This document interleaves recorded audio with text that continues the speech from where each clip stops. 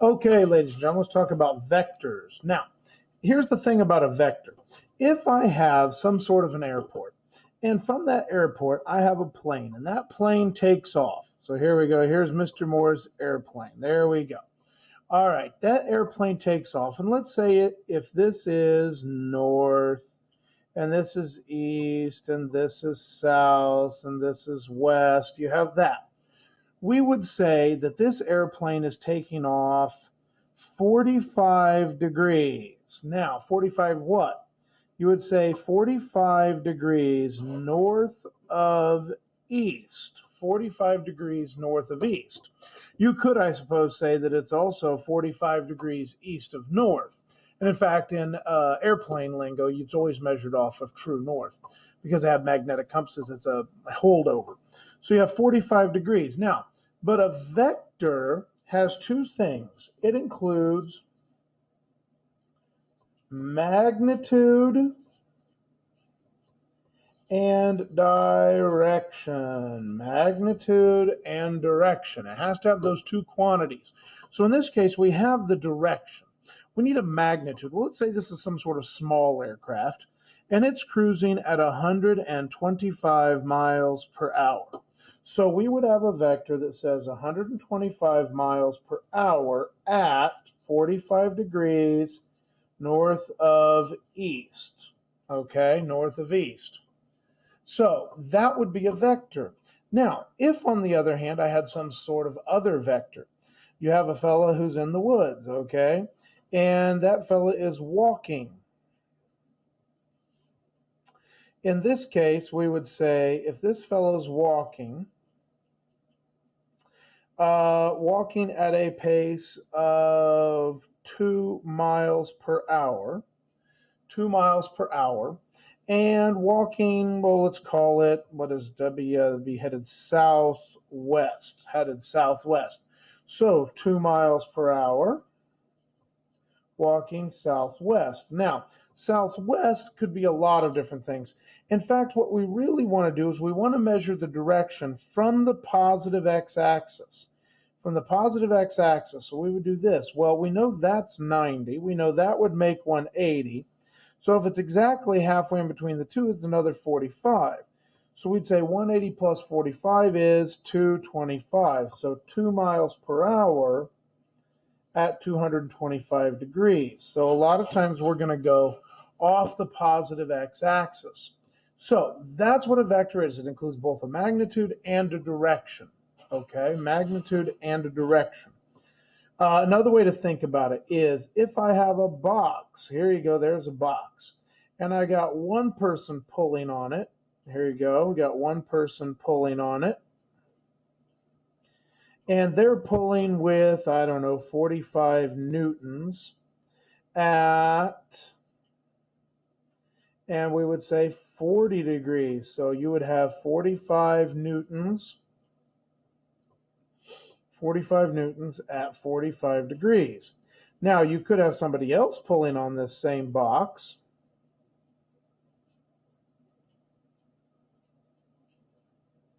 And maybe they're pulling with 30 newtons, and they're pulling this direction, so it's at 180 degrees off of the positive x-axis. So now you have multiple vectors. And in fact, if you have a tug of war and you have somebody else pulling over here, you have something like this.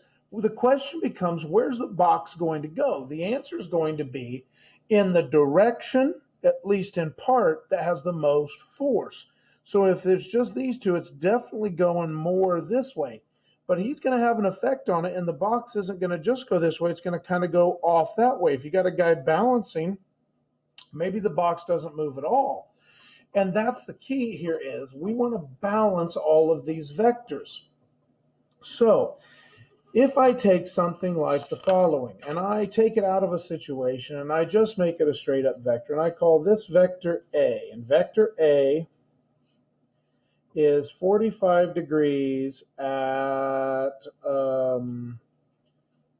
4 units, whatever 4 units is. And then I have another vector that is down like this, and it's at 6 units, and it's at, oh, let's see here, well, I'm going to call that 285 degrees. So 285 degrees, 6 units. What I could do is I could take these two vectors, vector A and vector B, and notice I'm putting a little one-headed arrow on top of them, and I could combine them, A plus B. Now to combine them, what I'm going to end up doing is I take the original vector, A, because it's listed first, and I draw it out just like this. But then I take this vector right here, and I guess if I had scissors, I could cut it out. I do not seem to have scissors handy, but that's okay. What I'm going to do is I'm going to take this picture right here, I'm going to go, and that's okay, and I'm going to translate it until I get this tail right here. So I'm going to go boop, boop, boop, boop, boop, boop, boop. And so this is going to be just like this, 6 units at 285 degrees. Now, the thing about it is, if you're a person walking along this, and you walk this way, and then you get up here, and then you turn and you go down this way, the question is, where have you gone? Okay, where have you gone? You say, well, I don't know. If this were Decatur, you say, well, I went to Champaign, but then I left Champaign and I went down to Effingham. You say, well, really all you did was go from Decatur to Effingham. So we call this the result of everything, the resultant. The resultant. The resultant, not shockingly, is the result of the addition or subtraction of vectors. And it always goes from the tail of the first to head of last. Head of first to tail of last. So there you go. That's what it should go to. Head of first to tail of last is the resultant. Now, in our case, we're actually going to have a triangle here. And this side is 4 units, and this side is 6 units. And we said we had some angles here to deal with, so let's take a look. We had 45 degrees here, and we had 285 here. But what that means is this angle right here, if 285, take it out of 360, and I'm going to come up with 75 degrees. Now, you also notice this horizontal line and this horizontal line are parallel, which means if they're cut by some sort of transversal, whatever this angle is down here, this one is up here, so I have 45 degrees. Now, folks, if out of 180 degrees, I have a 45 and a 75, I put those together, that's going to be 110, 120. I take 180 minus 120, which is 180 minus 45 minus 75. I come up with this angle here ought to be 60 degrees. So my question to you is, if I know the 4, the 60, and the 6, how do I find the missing piece?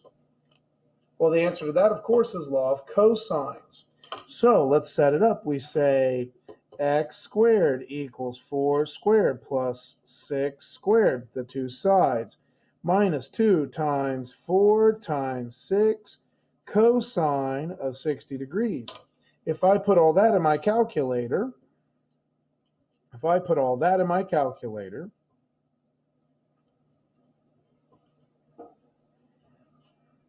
I come up with 16 plus 36 minus 48 cosine 60, and I get x squared equals 28.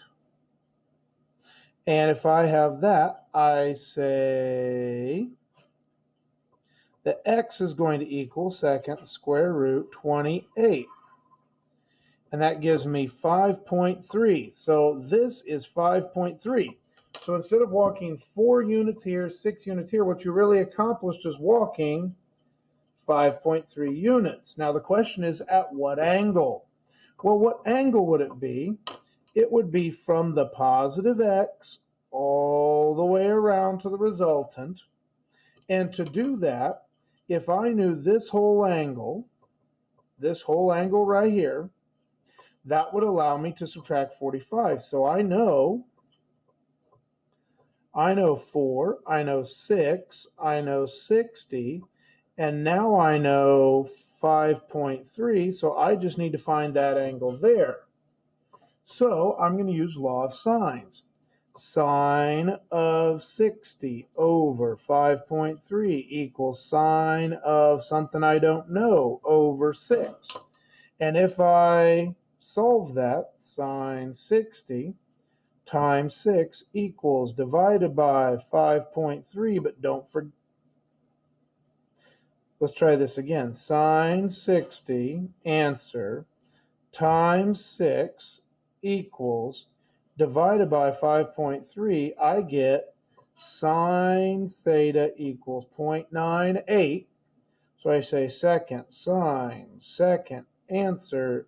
Answer turns out to be 78.6 degrees. 78.6 degrees means if I have 78.6 minus 45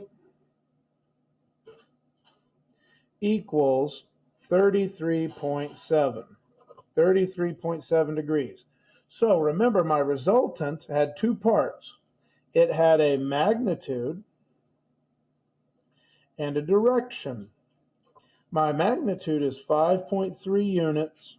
The direction is 33.7, but it's not really, because that's 33.7 here. What would it be all the way around?